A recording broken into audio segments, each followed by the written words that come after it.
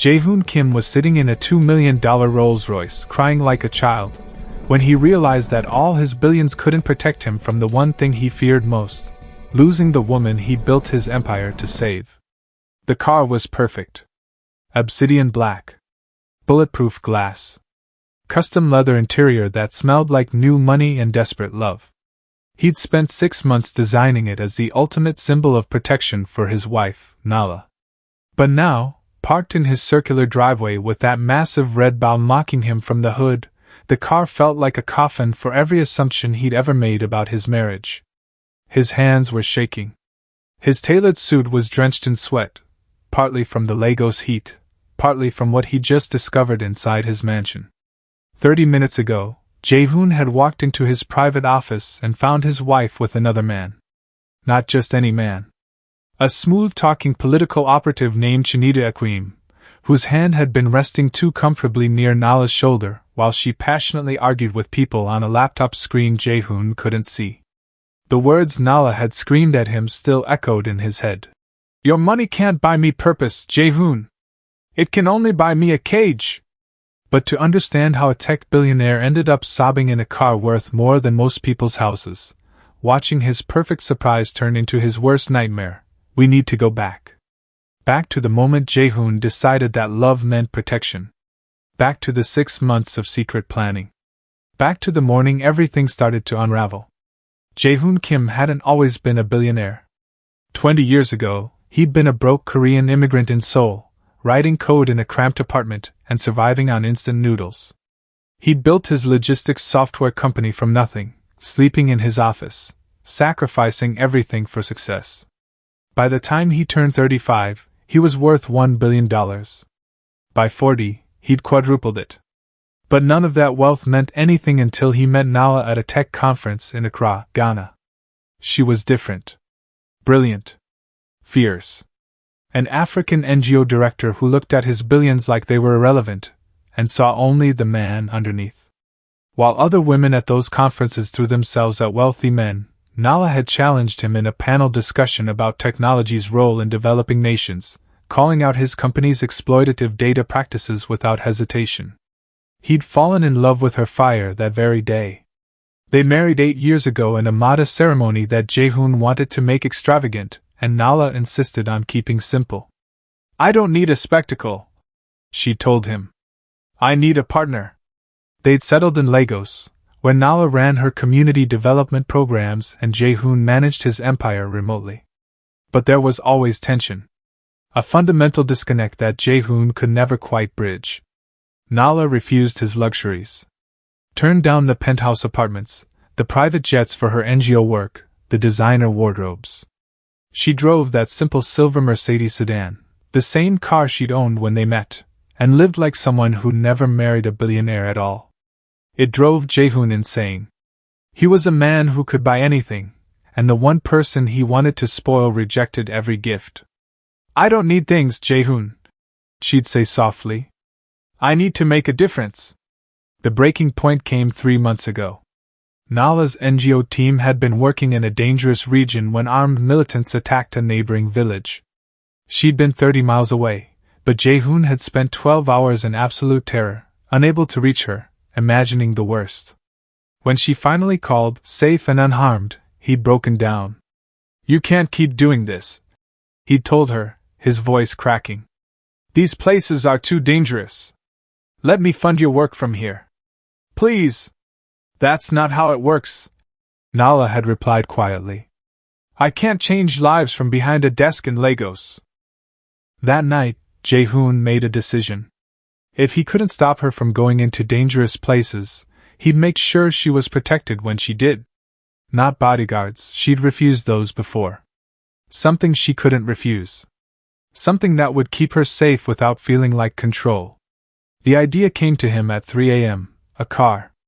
Not just any car, but an indestructible fortress disguised as luxury. Bulletproof. Blast-resistant. Military-grade protection wrapped in Rolls-Royce elegance. Something she'd actually drive because it was beautiful, never knowing it was armor. He'd spent 6 months on the project. Working with military contractors. Customizing every detail. The price hit $2 million, but Jae-hoon would have paid 10 times that for peace of mind. He'd scheduled the delivery for November 15th, Nala's birthday, planning every moment of the surprise with obsessive precision. Before I tell you what Jae-hoon found in that office, before I reveal the secret that shattered everything, I need you to do something. This is Western Stories, and what you're about to hear is the most emotionally devastating story we've ever told. Hit that subscribe button right now. Turn on notifications. Drop a like on this video because you will not believe where this goes. And comment below, have you ever given someone the perfect gift only to discover it meant nothing to them? Let me know. Now let's get back to that scorching Friday in Lagos, because Jae-hoon's perfect plan was about to become his worst nightmare. November 15th, 2024. Lagos, Nigeria. Jae-hoon woke up at 5 a.m., too excited to sleep. Nala was still breathing softly beside him, her natural hair spread across the pillow, completely unaware that today would change everything. He wanted to wake her, to tell her about the surprise, but he forced himself to wait. "Happy birthday," he whispered, kissing her forehead. She stirred, smiled sleepily. "Thank you, love. But you know I don't need." I know. No fuss." He grinned. "Just dinner tonight. Nothing crazy." She'd laughed, believing him, and headed to her NGO office for what she'd said would be a short team meeting, over by 3:30 p.m., home by 4 o'clock. Perfect timing for the surprise. Jae-hoon went through the motions at his downtown office, barely able to concentrate. His assistant confirmed the Rolls-Royce was ready. His driver, Kwesi, was on schedule to pick it up at 1 p.m. Everything was synchronized. At 1:30 p.m., Jae-hoon left work early, something he never did, his heart racing with anticipation. The car would arrive at 2 o'clock. Nala wouldn't be home until 4 o'clock. He'd have 2 full hours to position everything perfectly. He pulled into their gated compound at 1:55 p.m. and immediately felt his stomach drop. Nala's silver Mercedes was already there. Parked in the wrong spot, far down the access road, near the service entrance where staff left their vehicles. Hidden. Deliberate. Jae-hoon checked his phone. No messages. No missed calls. Nala's location sharing showed she was home, but her NGO meeting wasn't supposed to end for another 2 hours. Why was she home early? And why was her car parked like she was hiding it? Jae-hoon sat in his car for a full minute, staring at that misplaced Mercedes, trying to calm the panic rising in his chest. Maybe she'd gotten sick. Maybe the meeting had been cancelled. Maybe there was a perfectly reasonable explanation. But the way that car was parked, tucked away, almost secretive, sent ice through his veins. He stepped out into the brutal afternoon heat and walked toward the mansion's main entrance. The house was silent. Too silent. Their staff had the day off. He'd arranged it specifically so the surprise would be private. Just him, Nala, and that perfect moment he'd been planning for months. "Nala?" he called out, his voice echoing off the marble floors. Nothing. Then he heard it. Muffled voices coming from the West Wing. From his private office, the soundproofed room he used for confidential business calls. The room where he kept sensitive company documents. The room Nala knew she was absolutely never supposed to enter without asking. Jae-hoon's heart hammered against his ribs. He walked toward the sound, each step feeling like it might shatter something fundamental in his world. The voices grew clearer. Nala's voice. Passionate, intense, emotional in a way he rarely heard. And then, a man's deep, resonant laughter. Jae-hoon stopped breathing. His hand reached for the door handle, and every terrible possibility flooded his mind. Another man. In his private office. With his wife. While she was supposed to be at work. He pushed the door open. The scene branded itself into his memory instantly. Nala, dressed in a sharp business suit he'd never seen before, leaning over his laptop at his desk. Her face flushed with passion, arguing intensely with people on a video call. And standing beside her, too close, his hand casually resting near her shoulder, was a tall, imposing African man in an expensive suit, smiling with the kind of confidence that made Jae-hoon's blood run cold. The man noticed Jae-hoon first. His smile widened. "Ah. You must be the husband." Nala's head snapped up, her eyes going wide with shock and something that looked like guilt. "Jae-hoon, what are you? You're not supposed to be home." "Who is this?" Jae-hoon's voice came out quiet, deadly calm. The rage building inside him was the kind that didn't need volume. The man extended his hand with infuriating ease. "Chinedu Ekwueme, political consultant. Your wife and I have been working on something quite extraordinary." Jae-hoon didn't take the hand. His eyes locked on Nala. "What is he talking about?" "It's not." Nala stood abruptly, closing the laptop screen. "Jae-hoon, I can explain." "Explain what?" "Why you're in my private office." "With him?" Jae-hoon's voice was rising now, 8 years of careful control evaporating. "Why your car is hidden like you're sneaking around? Why you lied about where you were?" "I didn't lie, I just—" "You told me you had a meeting until 3:30. "I did." "This is a meeting." Nala's voice cracked with desperation. "Jae-hoon, please, just let me explain." "Then explain!" Jae-hoon shouted, and Chinedu Ekwueme had the audacity to chuckle. "Perhaps I should give you two some privacy," Chinedu said smoothly, moving toward the door. "You stay right there," Jae-hoon commanded in a voice that made the man stop. Then, in rapid Korean, he spoke into his phone. "Security. Lock down the compound. Nobody leaves." "Jae-hoon, stop it!" Nala moved between them, tears streaming down her face. "This isn't what you think." "Then what is it, Nala?" "Because what I think is I just found my wife in a locked room with another man, lying about where she was, on our anniversary." "It's not our anniversary, it's my birthday!" The correction hit Jae-hoon like a slap. He'd been so focused on the surprise he'd gotten it wrong. 8 years of marriage, and he couldn't even remember which day was which. Chinedu cleared his throat. "I can see this is a deeply personal moment, so I'll just—" "Sit down." Jae-hoon's voice was ice. The tech billionaire who'd built empires through sheer force of will had finally found something worth fighting for. "You're not going anywhere until someone tells me what the hell is going on in my house. In my office. With my wife." And that's when Nala broke. She collapsed into his office chair, her hands covering her face, and spoke the words that would destroy everything. "It's not an affair, Jae-hoon. It's worse than that. I've been building something behind your back for 3 months because I knew if I told you, you'd use your money to stop me. I've been raising $5 million in seed funding for a political action NGO that's going to target government corruption. And Chinedu has been my broker. I kept it secret because you never let me do something this dangerous. And I was right. Look at your face.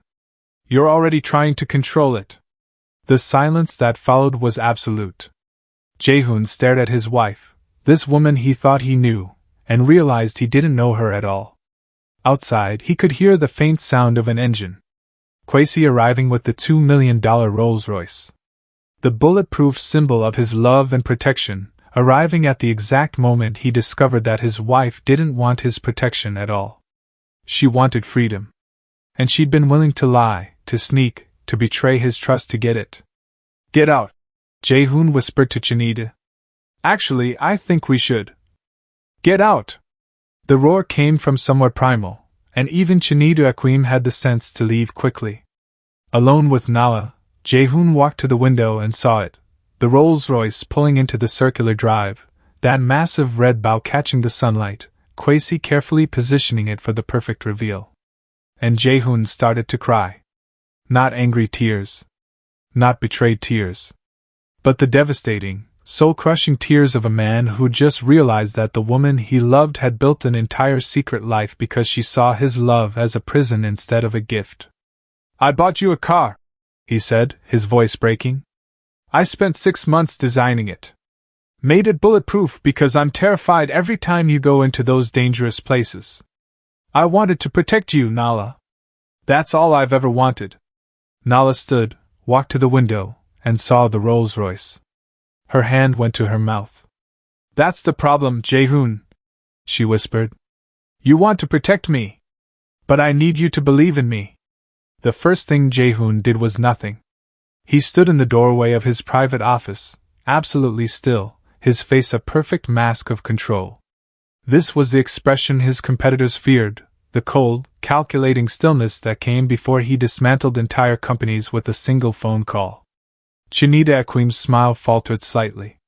Jae-hoon pulled out his phone and spoke in rapid, clipped Korean. His voice was quiet, almost pleasant, but the words were knives. Clear the compound. All staff. Immediate departure. Lock the gates. Nobody enters or exits without my authorization. Execute now. The response came within seconds.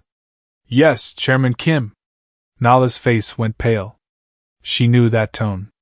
Knew what it meant when Jae-hoon switched to Korean and used his full corporate authority.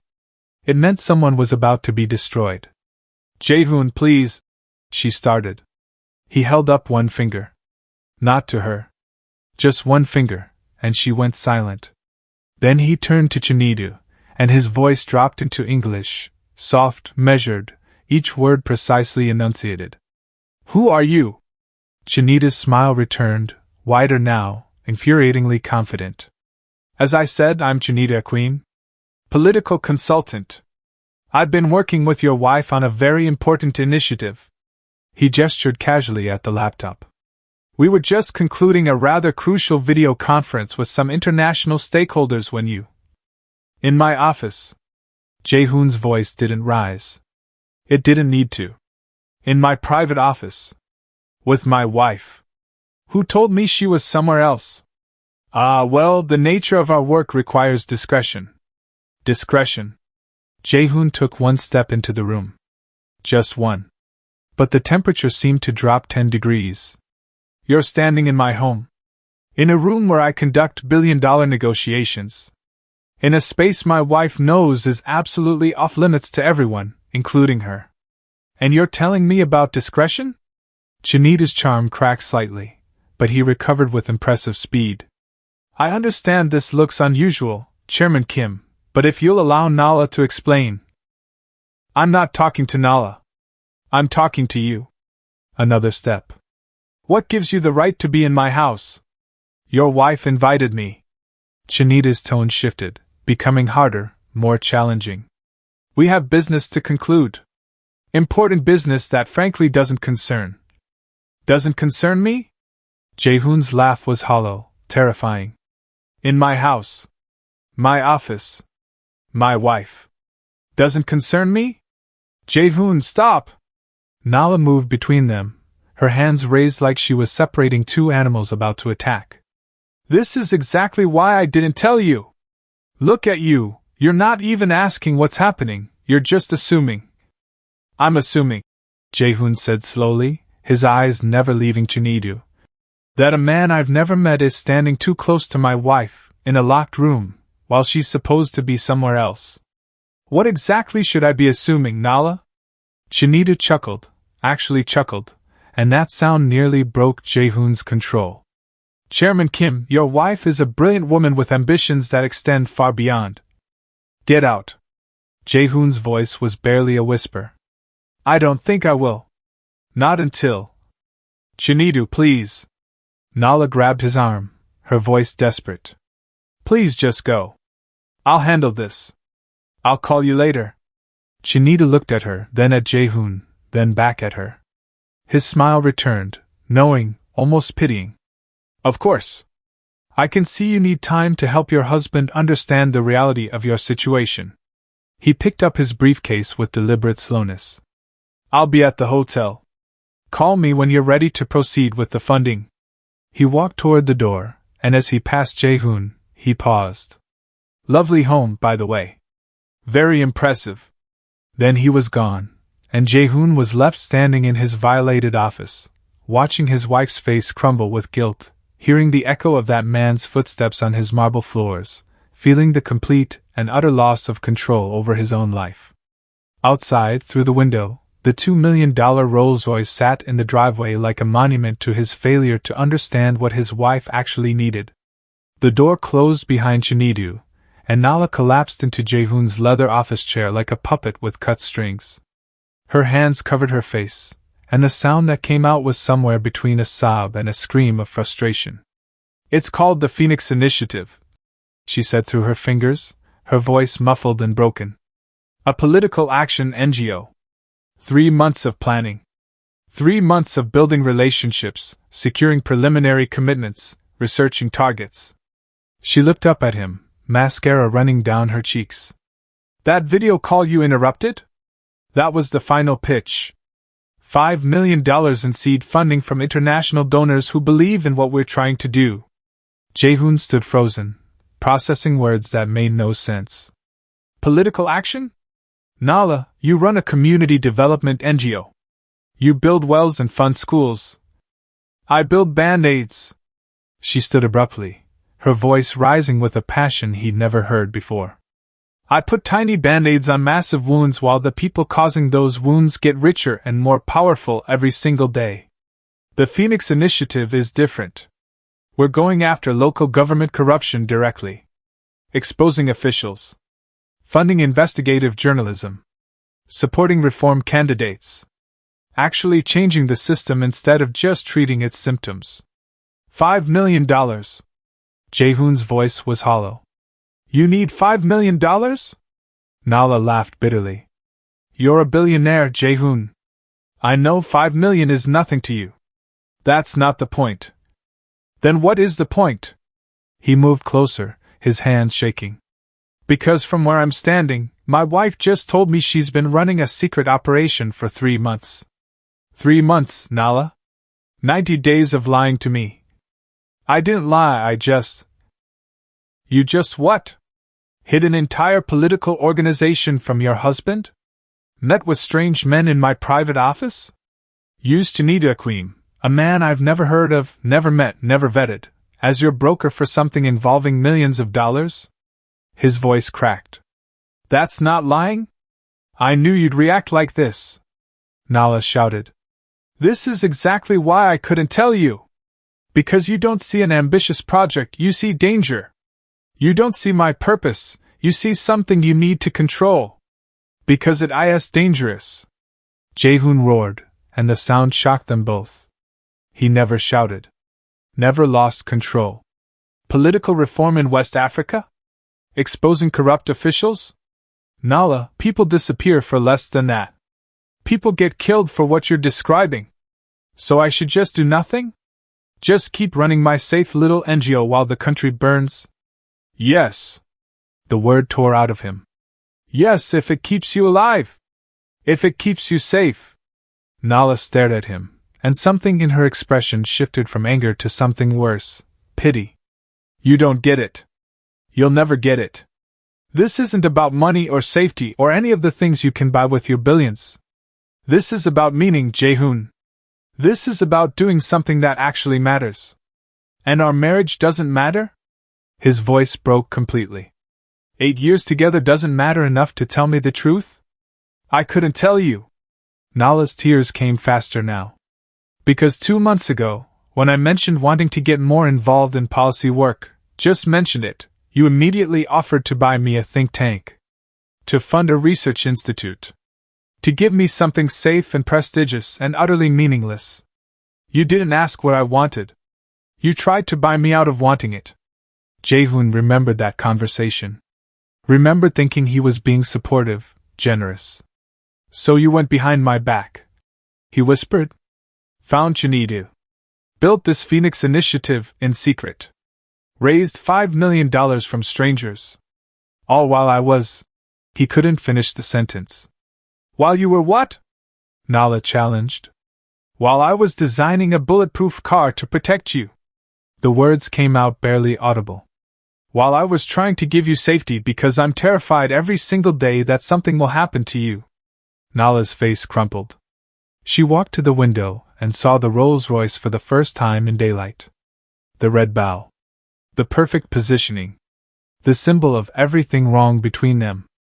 I didn't want a cage, Jae-hoon, she whispered. Even a beautiful one. Nala turned from the window, and when she spoke, her voice carried 8 years of suppressed frustration. Do you remember the first time I tried to travel to the northern regions for my work? 6 months after we got married? Jae-hoon's jaw tightened. There were security concerns. You hired a 12-person security detail without asking me. Nala cut him off. 12 armed men following me into villages where people were already terrified of authority. Communities that needed help learning to trust me saw me arrive like I was staging a military invasion. I lost 3 partnerships because of that, Jae-hoon.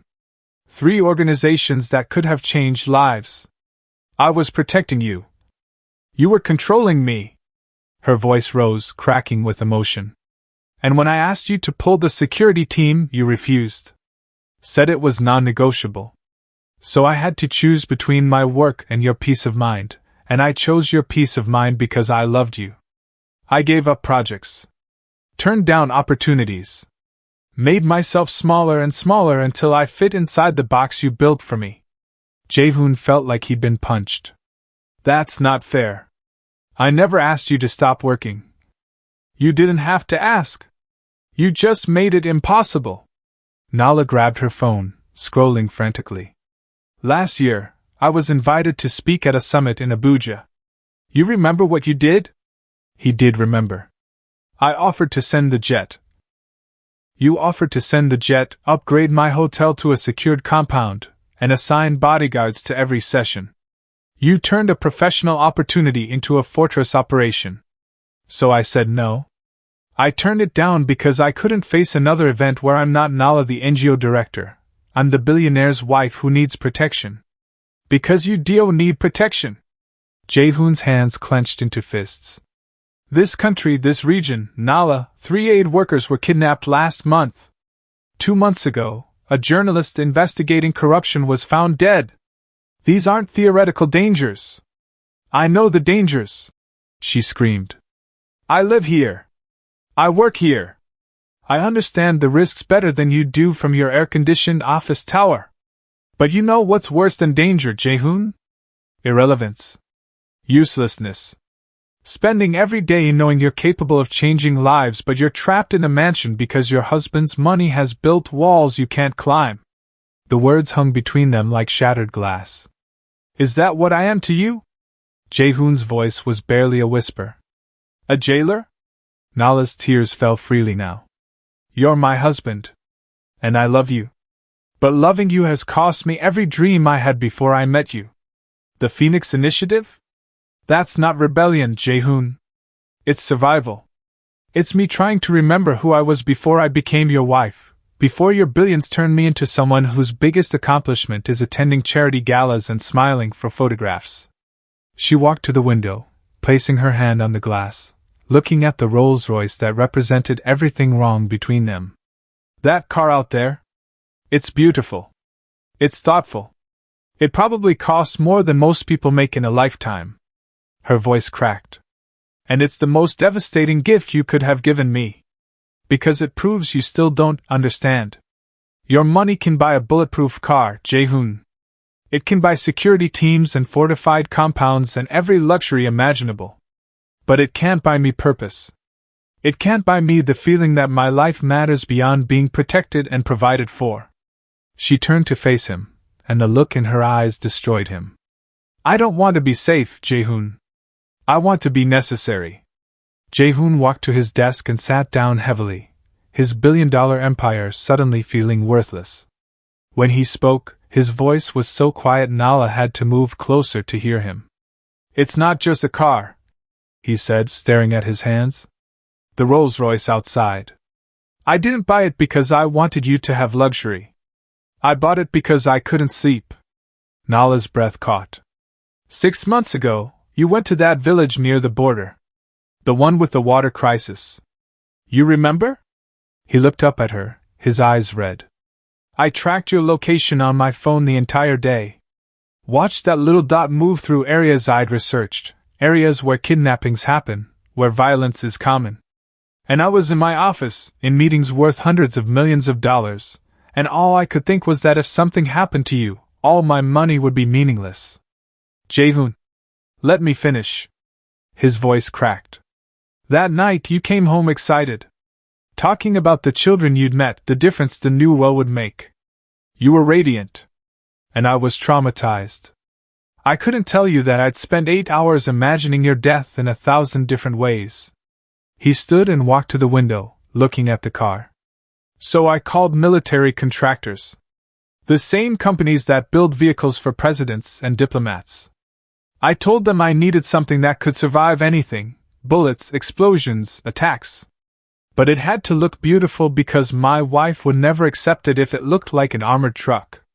6 months of design, Nala. Reinforced steel frame hidden under custom leather. Blast-resistant glass that looks like regular windows. Run-flat tires. A vehicle that could take her into the most dangerous places and bring her home alive. Tears streamed down his face. I wasn't trying to cage you. I was trying to let you fly knowing you couldn't be shot down. That car was supposed to be my compromise. You get to do your dangerous work, and I get to sleep at night knowing you're protected. He laughed bitterly. $2 million to solve a problem that wasn't the problem at all. Nala was crying now too, moving toward him. Jae-hoon, I didn't know. Of course you didn't know. Because I'm just like you. I kept it secret because I knew you'd refuse. I spent 6 months building something you'd reject. We're both liars, Nala. We've both been hiding who we really are. She reached for his hand, and for a moment they stood together in the wreckage of their miscommunication, two people who loved each other desperately but couldn't seem to speak the same language. I see it now, Nala whispered. I see how much you love me. How terrified you are. And I'm sorry, Jae-hoon. I'm so sorry I made you feel like your love was a prison. Hope flickered in his chest. Maybe they could fix this. Maybe. But I still have to do this. The words were quiet, but they hit like bullets. The Rolls-Royce was built to stop. The Phoenix Initiative is my chance to be more than someone who needs protecting. It's my chance to be someone who protects others. To use my education, my connections, my privilege for something that matters. She squeezed his hand. I'm sorry that terrifies you. But I can't keep choosing your comfort over my purpose. I can't. Even if it destroys us? Jae-hoon's voice was hollow. Nala pulled away, and the distance between them felt infinite. I'm going to my mother's house tonight. I need space to think. To figure out if we can have a marriage where I'm allowed to be who I need to be. Nala, please. The funding call is tomorrow morning at 9 a.m. The donors are waiting for my final decision. I'm going to say yes, Jae-hoon. I'm going to accept the $5 million and launch the Phoenix Initiative, and I need you to decide if you can support that. Really support it. Not try to control it or make it safer or throw money at it to change it into something you're comfortable with. She grabbed her bag, the one Jae-hoon had bought her in Paris 2 years ago, and walked to the door. If you can do that, if you can let me risk everything for what I believe in, then we have a future. If you can't... Her voice broke. Then that car outside is the perfect symbol. Beautiful. Expensive. And completely useless to me. She left, and Jae-hoon heard her Mercedes start up moments later, driving away from their mansion, from their marriage, from everything he built to keep her safe. He stood alone in his office, the setting sun casting long shadows across the floor. Then he pulled out his phone and made a call he knew might end everything. This is Jae-hoon Kim. I need a comprehensive background check. Priority 1. The target is Chinedu Ekwueme. I want everything: financial records, political connections, criminal history. Everything he's hiding. He paused, looking at the Rolls-Royce one last time. And I need it by 8 a.m. tomorrow. Before my wife makes a decision that might destroy her life. The taillights of Nala's Mercedes disappeared through the compound gates, and Jae-hoon stood in the doorway of his mansion feeling more alone than he'd felt in 20 years. The house was too quiet. Too big. Too full of everything money could buy and nothing that actually mattered. He walked slowly to the Rolls-Royce, running his hand along the obsidian paint that had taken craftsmen 3 weeks to perfect. The red bow mocked him in the fading sunlight, a childish decoration on a monument to his failure. The door opened with that perfect, expensive sound, engineered silence, luxury hinges. Jae-hoon slid into the driver's seat, and the custom leather embraced him like a lie. Everything smelled new. Perfect. Untouched. He pressed his hand against the window.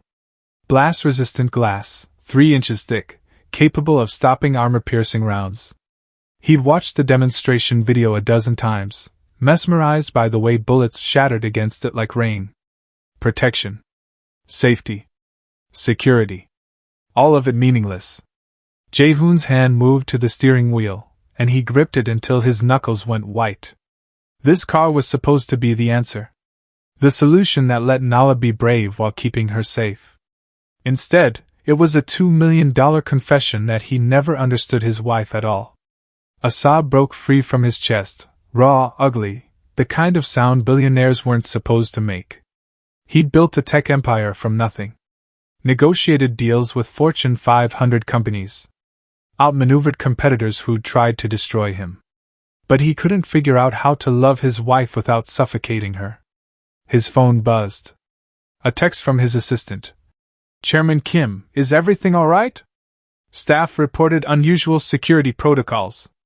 Jae-hoon stared at the message, then pulled up his company's proprietary software, the same geo-tracking and data mining platform that made his logistics empire possible. The system could track shipments across continents, analyze patterns in terabytes of data, predict supply chain disruptions before they happened. He built it to move products. Now he was going to use it to save his marriage. His fingers moved across the screen with practiced precision. First target, Chinedu Ekwueme. He entered every detail he could remember. The name, the smooth accent, the expensive suit, the confident way he'd stood too close to Nala.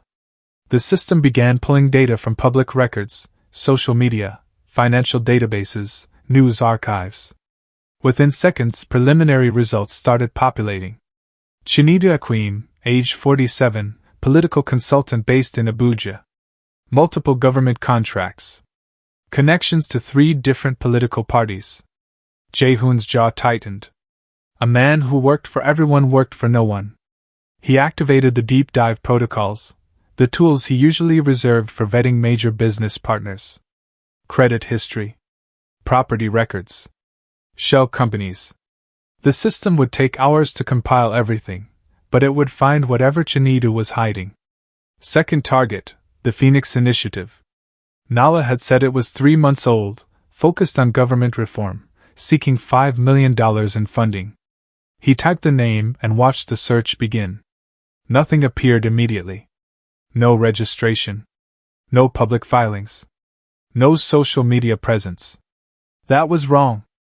Every legitimate NGO left a digital footprint, incorporation papers, tax documents, domain registrations. The Phoenix Initiative was either incredibly new or incredibly secretive. Or it wasn't what Nala thought it was. Jae-hoon's blood ran cold. He expanded the search parameters, cross-referencing Chinedu's name with political corruption cases, money laundering investigations, NGO fraud. A pattern began to emerge. 3 other organizations in the past 5 years, all focused on political reform, all connected to Chinedu Ekwueme. All of them had launched with significant funding and collapsed within 18 months under mysterious circumstances. The money had disappeared. The founders had been discredited. And Chinedu Ekwueme had walked away clean every single time. Jae-hoon sat in his bulletproof car, watching the sun set over Lagos, and realized something horrifying. His wife wasn't just pursuing dangerous work. She was being hunted by a predator who specialized in destroying idealistic people with good intentions. And tomorrow morning at 9 a.m., Nala was going to accept $5 million from him. Jae-hoon pulled out his phone and sent a single message to his head of security. I need surveillance on Chinedu Ekwueme's hotel. Everything, calls, visitors, movements. And I need it before dawn. Then he started the Rolls-Royce, feeling the armored engine rumble to life, and realized that the car might still save his wife's life. Just not in the way he'd imagined. Jae-hoon didn't sleep.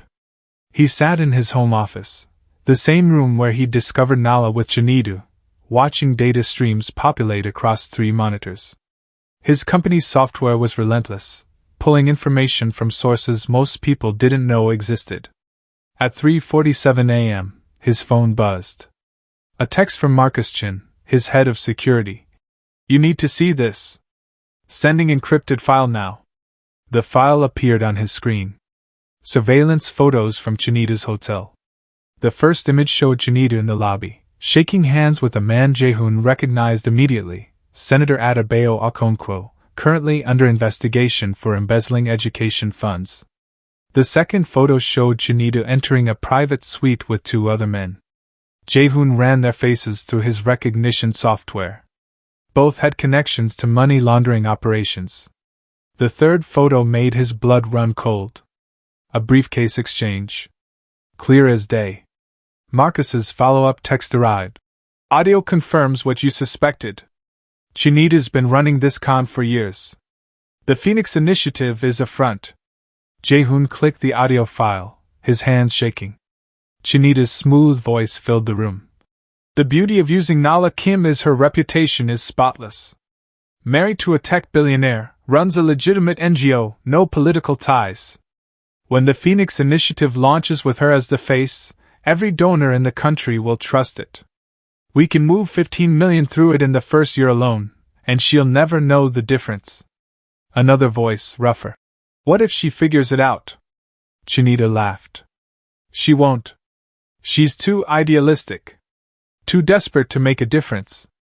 I've seen 100 like her, brilliant, passionate, and completely naive about how power actually works. By the time she realizes the Phoenix Initiative isn't fighting corruption, it's facilitating it, she'll be too compromised to walk away." Jae-hoon's vision blurred with rage. He pulled up the financial analysis his software had compiled overnight. The pattern was devastating in its clarity. 3 previous NGOs, all launched with passionate young directors who believed they were changing the world. Chinedu had positioned himself as their mentor, their broker, their guide. Within 18 months, each organization had been exposed for financial irregularities. The directors had been destroyed, careers ruined, reputations shattered, some facing criminal charges. And Chinedu? He disappeared before the investigations reached him, always having been just a consultant, with clean hands. Now he was targeting Nala. If this story has your heart racing, hit that subscribe button because what happens next will shock you. Drop a like and stay with us. This isn't over yet. Jae-hoon stood and paced the office, his mind racing. All night, he'd been fighting the wrong battle. He'd seen Nala's ambition as the enemy, her desire for purpose as the threat to their marriage. But the real enemy was sitting in a luxury hotel room, planning to use his wife's integrity as a weapon to legitimize corruption. His phone rang. Marcus again. "We've got more. Chinedu's planning to move the 5 million through 3 shell companies the moment Nala signs the agreement. The funding isn't from international donors. It's from Senator Okonkwo's network, money they need to launder before the election cycle. How long do we have? The funding call is at 9 a.m. Once she accepts and signs, the money transfers within 24 hours. After that, her name is attached to everything." Jae-hoon checked his watch. 4:15 a.m. Less than 5 hours before Nala destroyed her life. He grabbed his keys, not to the Rolls-Royce, but to his regular car. The armor couldn't protect Nala from this threat. Only the truth could. And he was going to deliver it, even if she hated him for spying on her. Because the real betrayal wasn't Nala keeping secrets from him. It was Chinedu Ekwueme planning to turn his wife's dream into a nightmare. Nala's mother lived in a modest house in Victoria Island, a world away from the billionaire compound Nala had left behind. Jae-hoon arrived at 6:30 a.m., knowing Nala would be awake, preparing for the 9 a.m. call that would change everything. He found her on the small balcony, coffee in hand, laptop open, rehearsing her acceptance speech. She looked exhausted. Beautiful and exhausted and completely unprepared for what was coming. "Jae-hoon." Her voice was cold.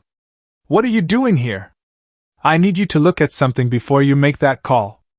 I'm not interested in another lecture about safety. This isn't about safety." He set his laptop on the small table between them. This is about Chinedu Ekwueme destroying your life.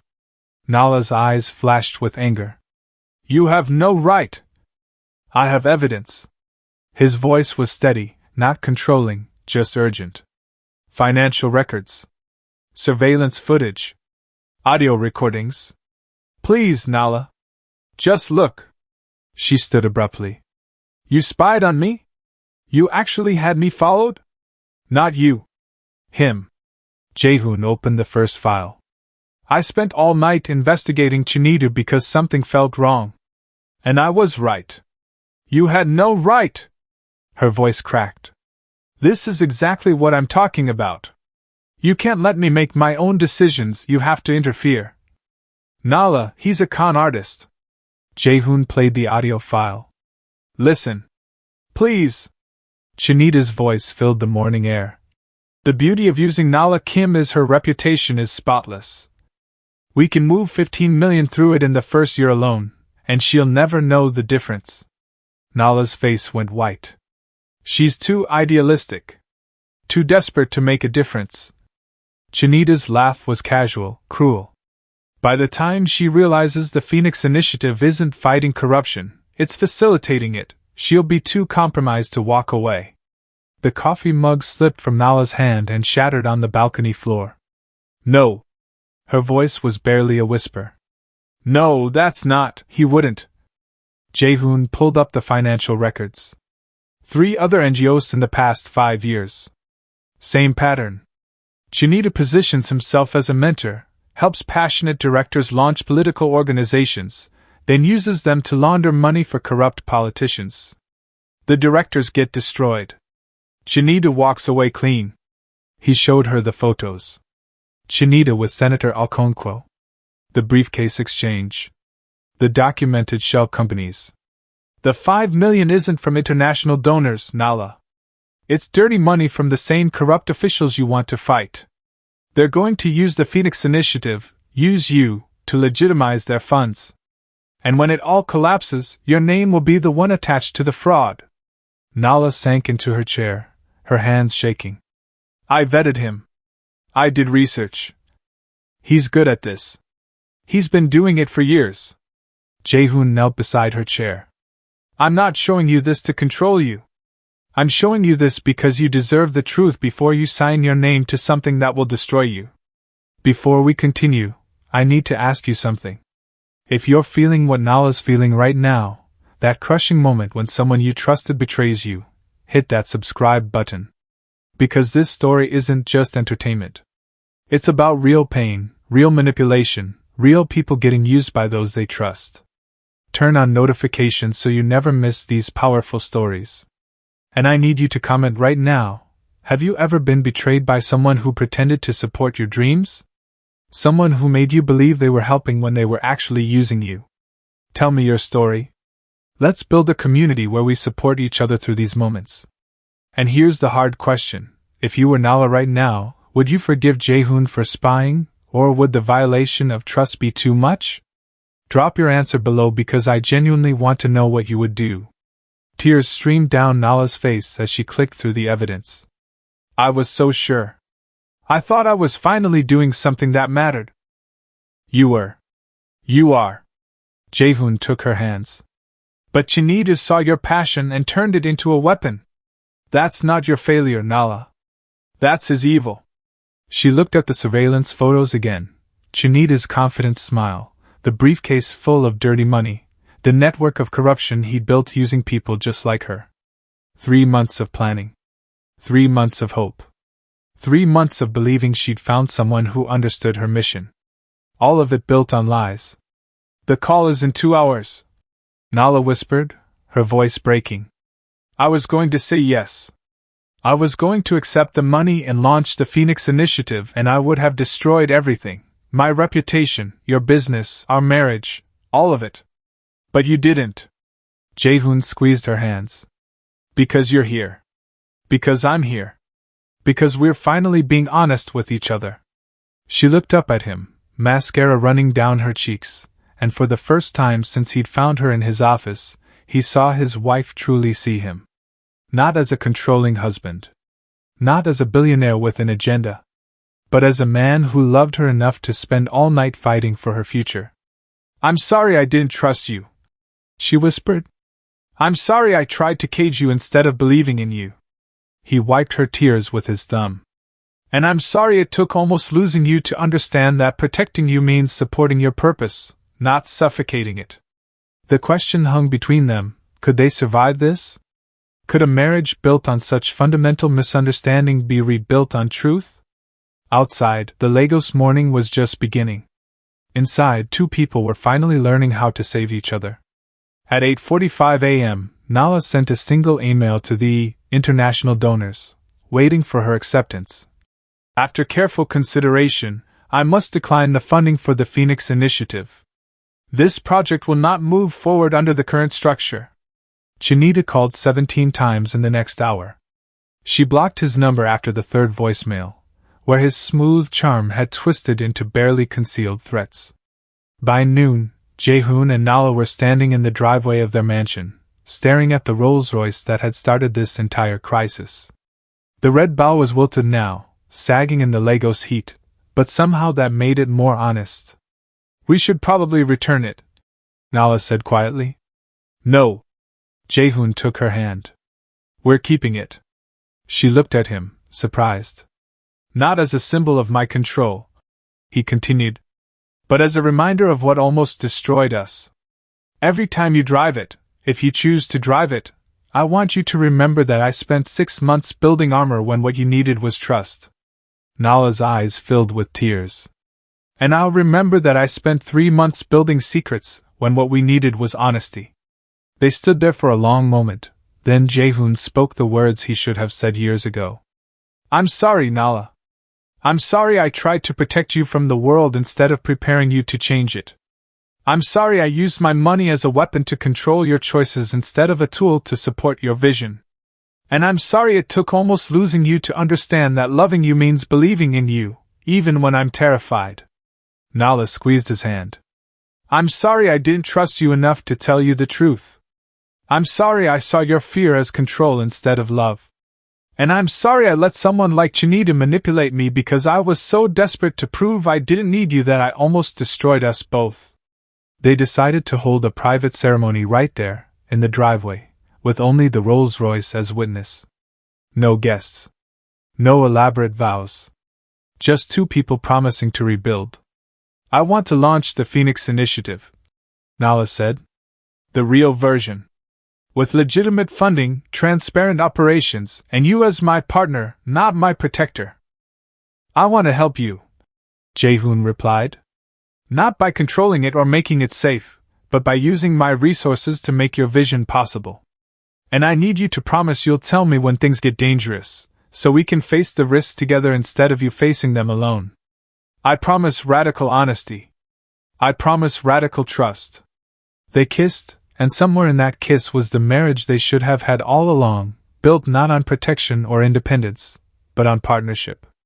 The Rolls-Royce would stay. A $2 million reminder that true love isn't about building cages or breaking free. It's about building futures together, even when those futures are dangerous, uncertain, and absolutely worth fighting for. 6 months later, the Phoenix Initiative would launch with legitimate funding from Jae-hoon's foundation. Nala would lead it fearlessly, and Jae-hoon would learn to sleep at night by trusting her instead of controlling her. And whenever the fear became too much, they'd walk out to that Rolls-Royce and remember the day they almost lost everything because they loved each other the wrong way. If this story touched your heart, I need you to do something important. The world would be a better place if people supported small, growing storytelling channels like Western Stories. It's only kind people who genuinely care about powerful narratives and real emotional journeys, who take the time to subscribe, hit that notification bell, and drop a like. Your support doesn't just help us grow. It tells us that stories about love, betrayal, redemption, and second chances matter to you. So please subscribe right now. Comment below and tell me, where are you watching from? What city? What country? And tell me this. Do you believe Jae-hoon and Nala can make it work, or is the trust too broken? I read every single comment, and your voices matter. Thank you for being here. Thank you for being the kind of person who supports storytellers. You're making a difference.